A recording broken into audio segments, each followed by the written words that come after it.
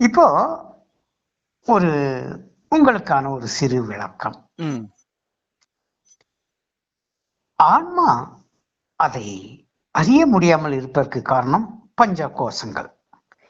இந்த பஞ்ச கோஷங்கள் என்பது எத்தகையது, எப்படிப்பட்டது, ஏன் அதை விளக்க முடியவில்லை என்றால் அது எந்த அம்சத்தில் இருக்கிறது?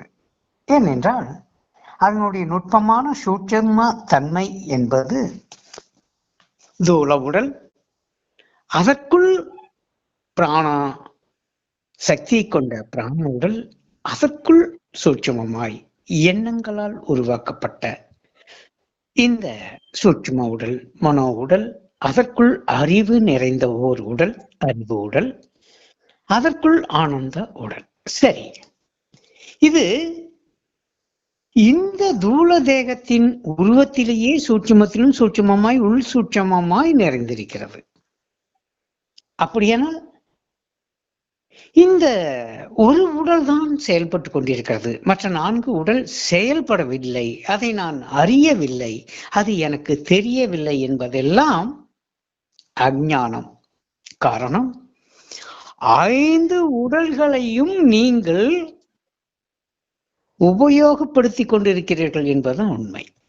ஆன்மா இந்த 5 உடல்களிலும் நிறைந்து இருக்கிறது.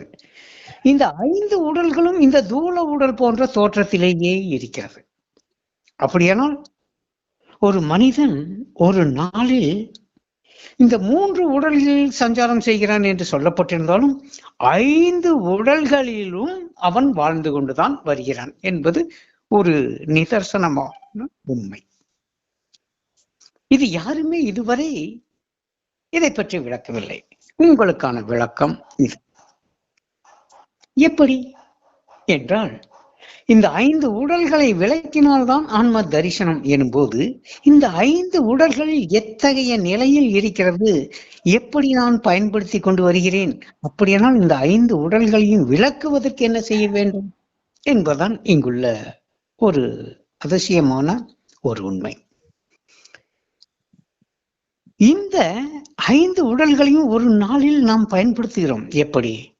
தூல உடலை கொண்டு இந்த தூல உலகில் வாழ்க்கை என்பதில் நாம் வாழ்ந்து வருகிறோம். அது மட்டும்தான் நமக்கு தெரிகிறது. ஆனால் அதனுள் இந்த பிராணன் என்கின்ற மூச்சுக்காற்று உள்ளே சென்று அது 5ஆக பிரிந்து 10ஆக மாறி உபவாய்க்களாகி ஒவ்வொரு பகுதியிலும் அது இயங்கிக் கொண்டிருக்கிறது. அதனுடைய சொரூபம் இந்த தூல உடல் ரூபத்திலேயே இருக்கிறது. இப்ப யோகியானவன் நன்றாக பாருங்க, சராசரி மனிதன் இதில் ஏதோ 1, 2 உபயோகப்படுத்துவதும் விடுவதுமாக இருந்தாலும் யோகிதான் இந்த 5 உடல்களையும் பூரணமாக பயன்படுத்தும் கலை அறிந்தவனாக இருக்கிறான். எப்படி?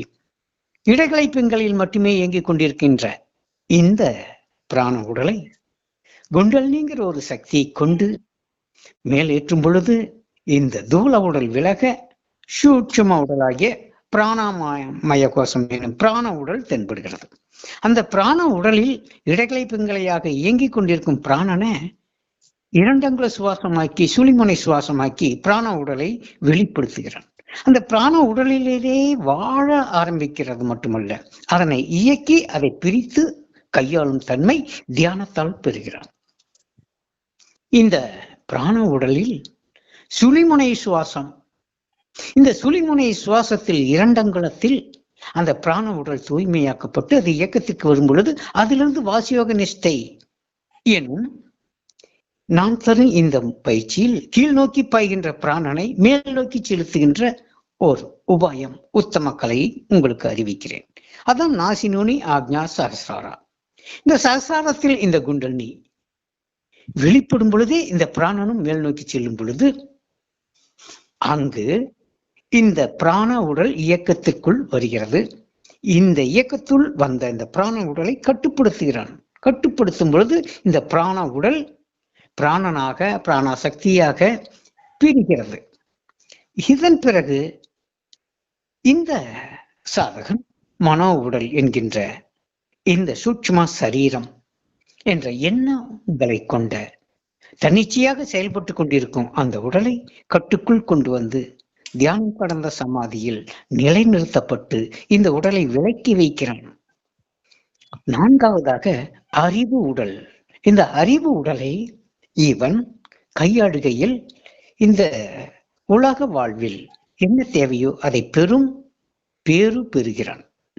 எல்லாவற்றையும் பெறுகின்ற ஒரு அதிசய சக்தியாக பிராண உடலை கையாளும் பொழுது இந்த பிராண உடல் அவனுக்கு வசமாகிறது. அதுவே விஞ்ஞானமய கோஷம். அடுத்ததாக ஆனந்தமய கோஷம். இந்த ஆனந்தத்தில் ஏதோ தியானத்தில் இருக்கும் பொழுதுதான் இதை பெறுகிறோம் என்பது அல்ல. இந்த தியான நிலையில் இல்லாத போதும் இந்த ஆனந்தமய உடலை நாம் கையாளுகிறோம் என்பதுதான் உண்மை. இதுவரை தத்துவங்களாக விளக்கப்பட்டதை இப்பொழுது தெளிவாக விளக்குகிறேன் எளிய முறையில். உடலை கொண்டு இந்த உலக வாழ்வை வாழ்கிறோம். பிராணனை கொண்டு பிராண உடலில் சஞ்சாரம் செய்கிறோம். அந்த பிராண உடலுக்குள் இருக்கும் மனோ உடல் என்கின்ற சூக்கும உடலை நாம் எண்ணங்களாலும் அதில் வைக்கப்படும் செய்திகளாலும் அந்த பிராண உடலை கனவுலகிலும் நனவுலகிலும் பயன்படுத்தி வருகிறோம். மூன்றாவதாக இந்த மனோ உடல் விலகும் பொழுது அறிவு உடல். இந்த அறிவு உடலை நாம் எப்போதோ ஒரு முறை பயன்படுத்துவதில்லை. கல்வி அறிவு, கேள்வி அறிவு, இந்த இசை ஞானம் போன்ற அறிவுகள் மூலமாக அதை செயலாக்கத்தில் தான் வைத்திருக்கிறோம். அறிவு உடலை கொண்டு நாம் அறிவார்ந்த விஷயங்களை அறிந்து அதில் ஆனந்தித்துக் கொண்டு இருக்கும் பொழுதே ஆனந்த உடலுக்குள் செல்கிறோம். இந்த ஆனந்த உடலிலும் நாம் ஒவ்வொரு நொடியும் வாழ்ந்து அதை இயக்கி அதுவாக இருந்துதான் வெளிப்படுகிறோம் என்பது ஒரு நிதர்சனமான உண்மை. எப்படி?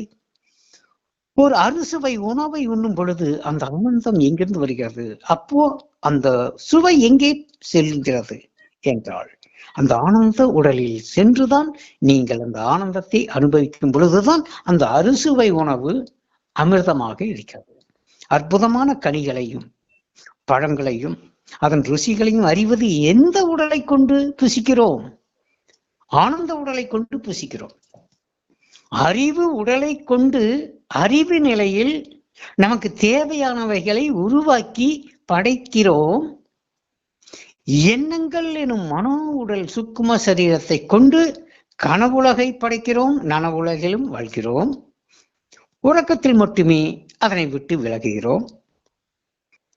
அதே சமயத்தில் பிராண உடலை நாம இடகளை பிங்களையாக இயக்கி கொண்டிருக்கும் அந்த பிராணசக்தியை மாற்றி சுழிமனை சுவாசமாக்கி வாசுயோக நிஷ்டையில் பிராண உடலை நம்பசப்படுத்தி அதில் இருந்தே செயல்படுவதுதான் சுவாச பந்தனம். இந்த சுவாச பந்தனத்தில் எல்லா நேரங்களிலுமே நீங்கள் பிராண உடலை பயன்படுத்தி வருவதால் அதுவும் உங்கள் வசமாகிறது. அதற்கு உறுதுணையாக இந்த தூள உடல், இதில் பதிந்துள்ள, இதில் பொருந்தியுள்ள, இதில் நிலைத்துள்ள, இதில் அமைந்துள்ள இந்த 5 உடல்களையும் ஒரு யோகியானவன் பயன்படுத்துகிறான். சரி, அப்படியானால் இது உங்கள் வசத்தில் இருக்கிறது அல்லவா? இந்த 5 உடல்களை விளக்கினால் ஆன்ம தரிசனம் உடனே நிகழும். இவ்வளவுதான். அப்படியானால் இந்த 5 உடல்களை நாம் உபயோகப்படுத்தி 5 உடல்களில் வாழ்ந்து 5 உடல் அனுபவங்களை பெற்று வந்தாலும் இந்த 5ஐயும் விளக்க வேண்டும். அதை விளக்குவதற்குத்தான் இந்த யோகம், தியானம் கடந்த சமாதி. அது ஏதோ காலை அரை மணி நேரம், சாயந்தரம் ஒரு அரை மணி நேரம் செய்தால் அது இயக்கத்தில் தான் இருக்கிறது, விலகுவதில்லை. அதை விளக்க வேண்டுமானால் துரியம் துரியாதீதம் எனும் தியானம் கடந்த சவிகற்ப சமாதி, நிர்விகல்ப சமாதி நிலையில் நாம் நிலைத்திருக்க வேண்டும்.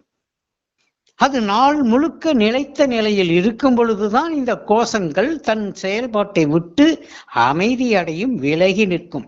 ஆக இந்த தியானம் சமாதி என்பதெல்லாம் இந்த 5 கோஷங்களை விலக்கி உள்முக பயணத்தில் ஆன்ம தரிசனம் பெறுவது.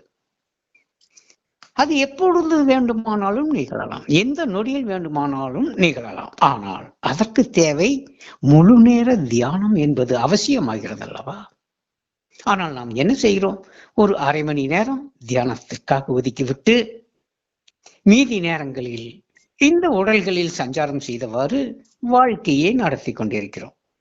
அப்படியானால் இந்த உடல்களை ஒதுக்கி வைத்து விட்டு ஆன்மாவை கவனிக்க வேண்டும். அதற்கு தியானம், சமாதி, ஆனா உடல்களை இயக்கிக் கொண்டு அதில் வாழும் பொழுது ஆன்ம தரிசனம் எப்படி நிகழும்? இதை கொஞ்சம் சிந்தித்து பாருங்களேன். அப்படியானால் இவ்வளவு அற்புதமான யோகம் நமக்கு கிட்டியிருந்தும், பல்வேறு விதமான பயிற்சி முறைகள் கொடுத்திருந்தும் ஆன்ம தரிசனம் பெறாததற்கு காரணம், நாம் ரொம்ப சுவராசியமாக இந்த 5 உடல்களில் சஞ்சாரம் செய்து அனுபவித்து தேவையானவைகளை பெற்றுக் கொண்டிருக்கும் பொழுது இந்த தேகமே ஆத்மா, போகமே முக்தி எனும் தேகாத்ம புத்தி நமக்கு வளர்கிறது. ஆகவேதான் ஆன்மா தரிசனம் என்பது அவ்வளவு சுலபத்தில் நிகழ்வதில்லை.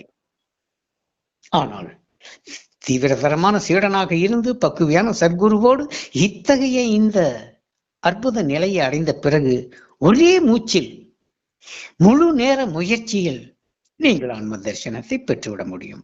ஆகவேதான் கூறுகிறார் நம் குரு, குதிரை ஏற முற்படும் ஒருவன் ஒரு சேனத்தில் காலை வைத்து நுழைத்து மறு சேனத்தில் காலை நுழைப்பதற்குள் பிரம்மஞானம் அடைந்து விடலாம், ஆத்ம தரிசனம் பெற்றுவிடலாம்.